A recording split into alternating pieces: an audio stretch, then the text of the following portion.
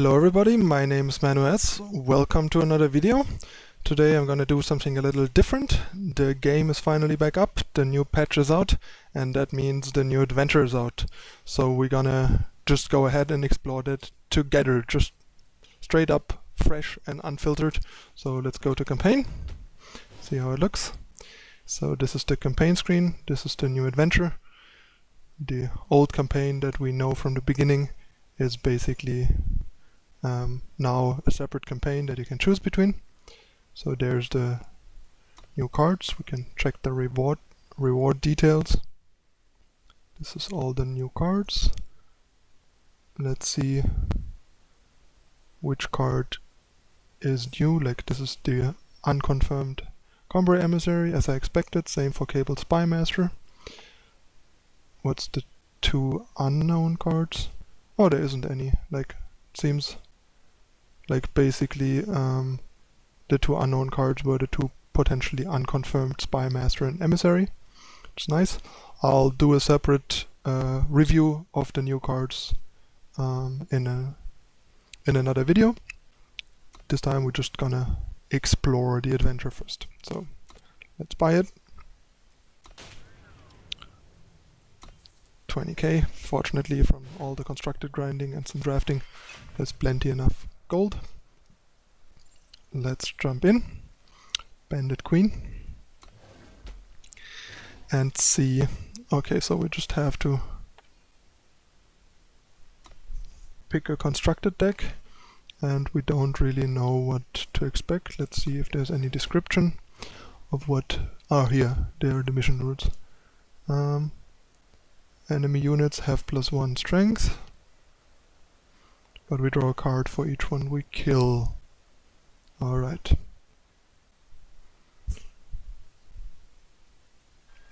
Alright. Since I don't really know what they're gonna do, I'll just choose the non-interactive deck from yesterday's video, since that should make for a pretty good anti-AI deck. And people enjoy seeing it in action, so it's better than to pick something like Jido that not everybody enjoys to watch.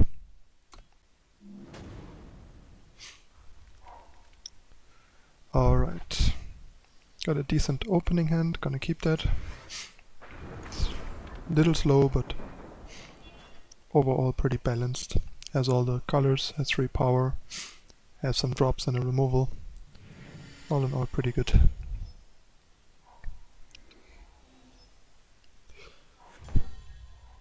Alright, so I think I'll just drop a paladin here and then go like apprentice paladin next turn if we can, otherwise I'll just go like apprentice seek and maybe permafrost. Looks like permafrost. Alright, so get another sigil, play this. Enhance our staff, I think. Get this one permafrosted and get in. Alright. I mean, it was to be expected that it's some kind of Stone Scar deck.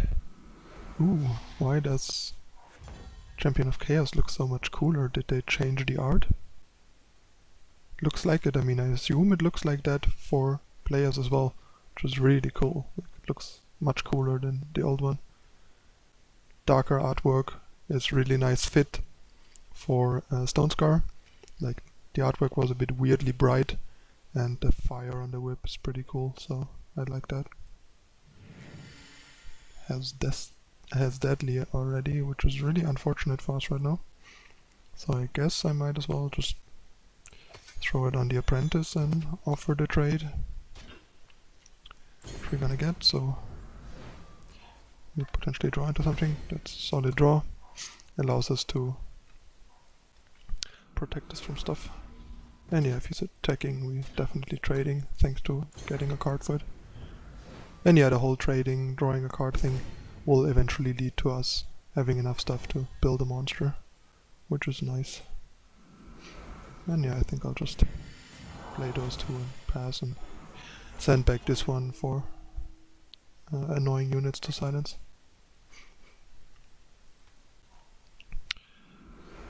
Bandit Queen mirror match, basically.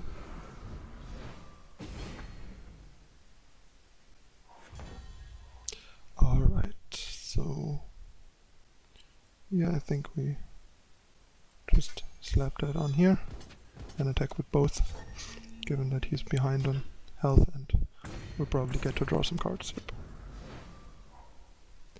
That's nice. Might wanna silence that guy. Mostly so we like use our power efficiently and pull ahead. I think it's fine to trade.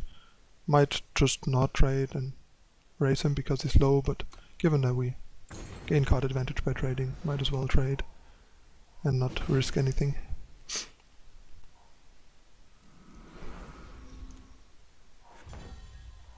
Okay, so almost dare to get our 4/4 staff back. And also the 3/3 staff that's gonna die now. So that's nice. Next turn our guy is gonna be pretty huge, and I'll just slam that out because it's a 5/5. And yeah, next turn the game's easily over, no matter what the opponent does. And more staff. Jam one on here. And another one, and just kill him. Alright. Down they go. I mean, we didn't really expect the AI opponent to be particularly hard for a real deck, I would say, so that's fine. Okay, we got Praxis Outlaw. There's our first card. Okay, it seems like there's a bunch of parts and we get like one card per opponent we beat, I assume. And it's kind of nice with like the whole wanted thing here in the background, and as you can see, once we beat the Bandit Queen, her wanted sign got like burned up and stuff is even like actively animated. It's not just like a background picture, but stuff is like animated. It's like the flag here is waving and these things are wiggling in the wind, and so it's kind of nicely done. I like it. And next opponent, when a unit is played, it deals its strength and damage to a random enemy. Okay, that's pretty rough and should probably plan for that. What do we want to play here? Maybe just a Stone Scar aggro. Has pretty good beefy units and can benefit from the damage. I think I'll take that. Alright, I'll do the video in a couple parts. Probably gonna do like the first 3 or 4 in this video and then in 1 or 2 more parts. Most likely like 2 more parts. Okay.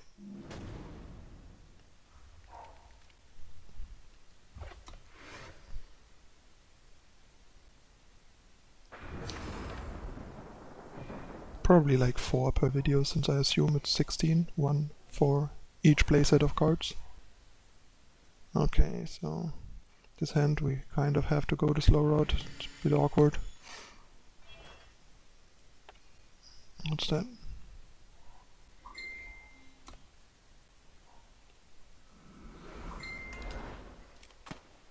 Alright, that's nasty.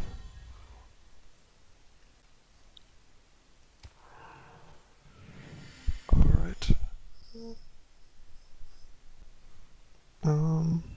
I guess we just drop this, hope it hits the 3-1.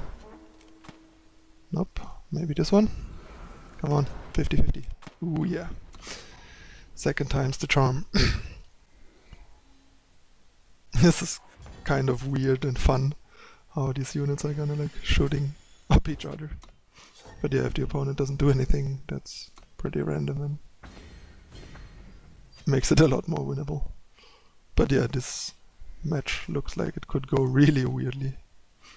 And yeah, they clearly balanced it with giving the opponent stuff like that. Let's draw an undepleted power so we can impending doom this thing, preferably. Come on. One time. Nope. Never lucky. But that will do it too.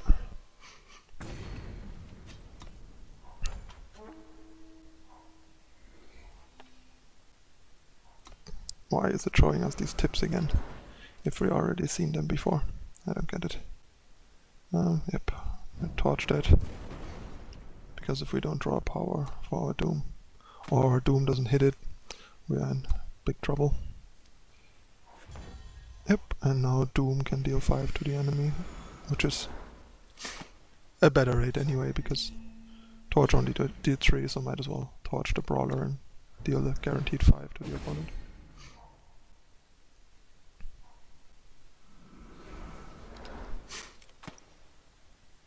I guess they kind of had to like make the units kind of small in the opponent's deck, because otherwise there's a lot of potential to just blow us out real hard.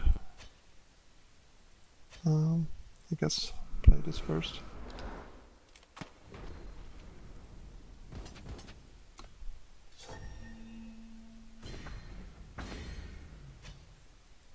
Alright, so I'm gonna pass the turn, and next turn our opponent is done.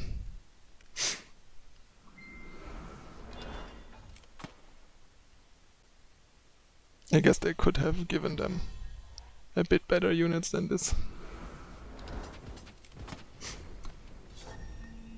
But then again, that would probably end up very frustrating for newer players with weaker decks, because this particular mission here has a lot of potential to go really badly pretty quickly and be really random.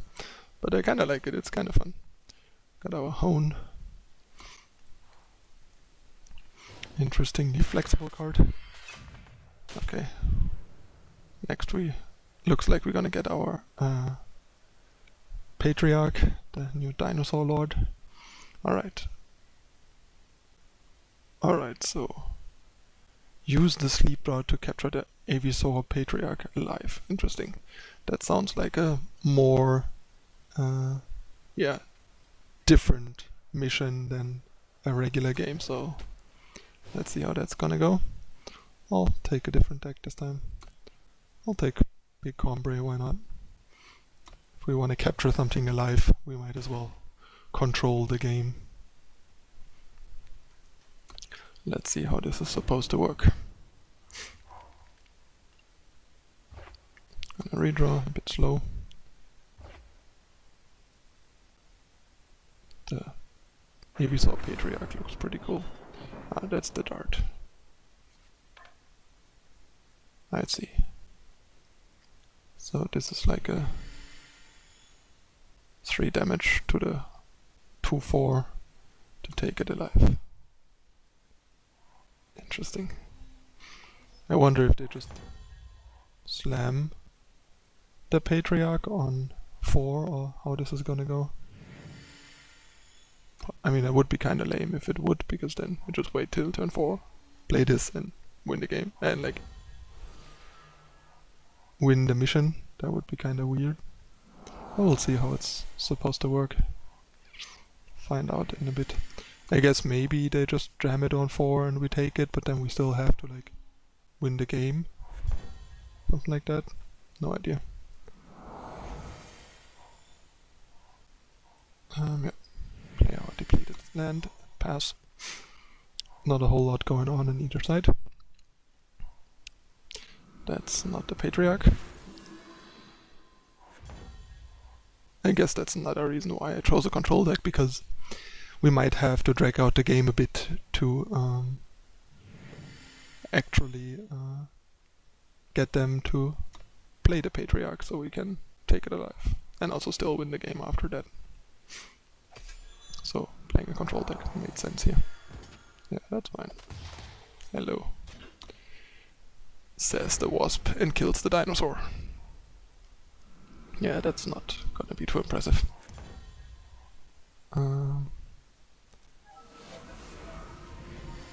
Marshall. up some stuff.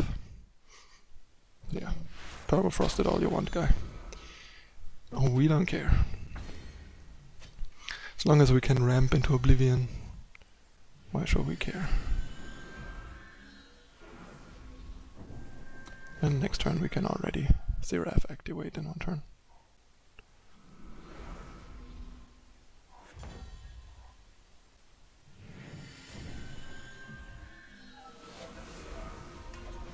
Let's see what we get.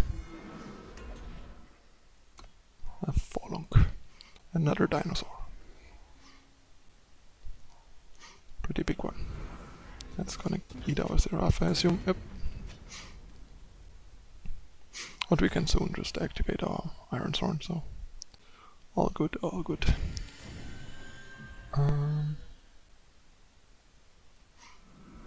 Guess we just make this high health, so we have good blockers, and then pass the turn. And patiently wait for the Patriarch to arrive. Wonder if the game ends right away after we play that on the Patriarch, or we have to take it and then end the game regularly. Looks like it takes a while. Opponent has no hand cards and no Patriarch yet, so.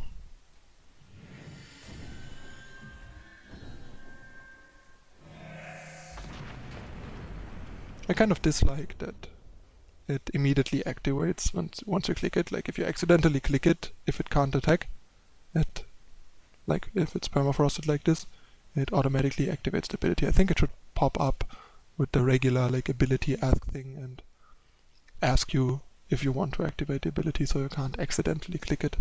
That's definitely something they could improve on.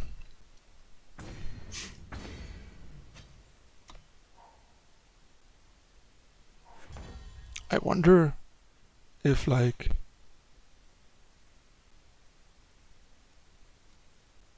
I was about to say I wonder if it is meant to be cast on the player because they are the Avisaur Patriarch, but you cannot use it on them, so doesn't seem to be the case. Maybe you can only use it if they are like on 3 or less. We'll see. We'll try if we can like play it on them. If the opponent is on 3 or less.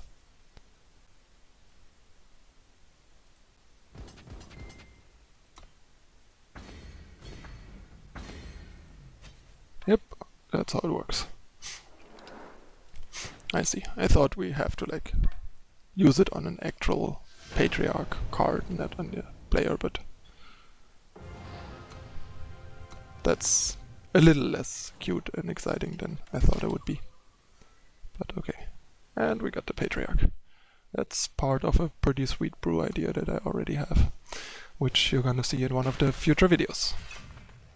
And I will talk about it in my review. And yes, you can see like some nice animation changes here, and like the shot in holes and the smoke here. Some cute attention to detail. Oh, we have like no deck to pick. You just have a random deck. I kind of like that better than picking decks because, you know, if you pick decks, you're kind of just gonna take like a strong constructed deck and stomp the AI, which is not that fun, but getting like pre-constructed or random generated decks gives you like different games than from what you are used to on ladder and stuff, which is cool. I like that. And it's also better than just trying to randomly throw something bad together yourself, which is kind of hard to do something random on purpose, you know. So yeah, I like that. Even a new card in here, that's nice.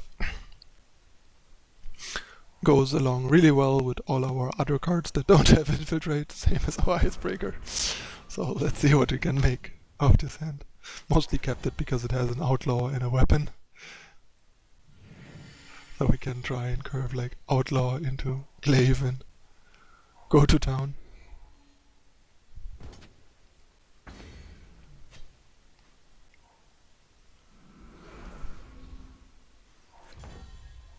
I see. That's kind of a bad card. And we could really draw some power here. figured keeping a 2-power opener is just fine with like all the more expensive cards, but it doesn't look like the deck runs that much power. You might just be screwed. At least we got a power now. Guess we play blocker. Because Cauldron doesn't really make much sense here. Yep. No blocks. We might just lose this.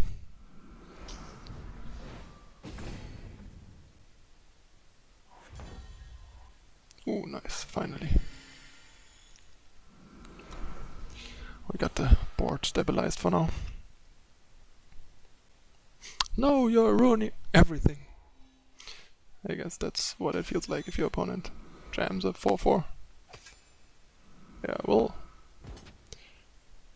typical poor AI play, just slapping the second daggers on it even though it doesn't make any difference. I'll try it to find more power for our 5-drops. Yep, there we go. Now we are all set. Play this one first so we have a higher chance to draw into the card it gives echo to. And 3/3 is good enough against the board right now. So I think I'll actually just play this first to get some Warcry value rather than the dumb 5/5. The opponent just keeps playing 2/2s. If that's all they're doing, we definitely have a much easier time than it seemed initially. And bam. Guess I could have played the Cauldron just because we have the power.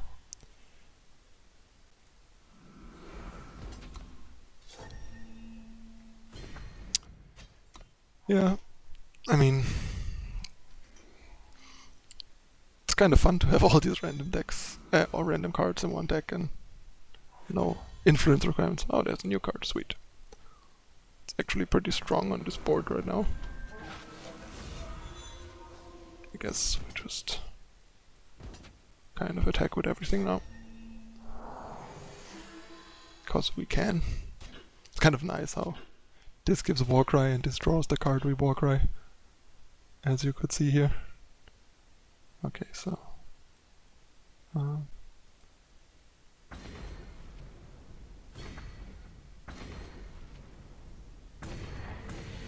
weird blocks. And no discard into the useless Cauldron.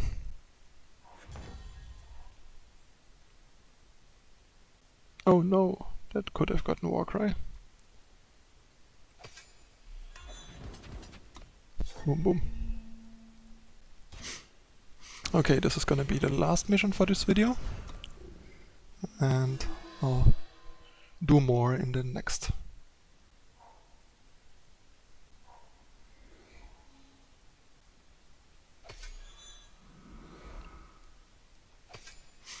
All in on his knife trick.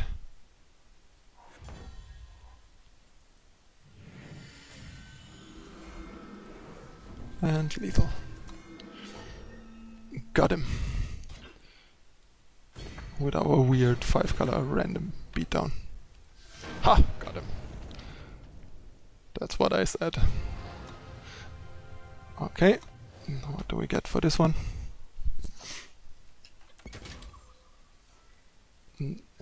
Nyctotraxin. Yeah, that's kind of a good fit for a 5-faction random deck.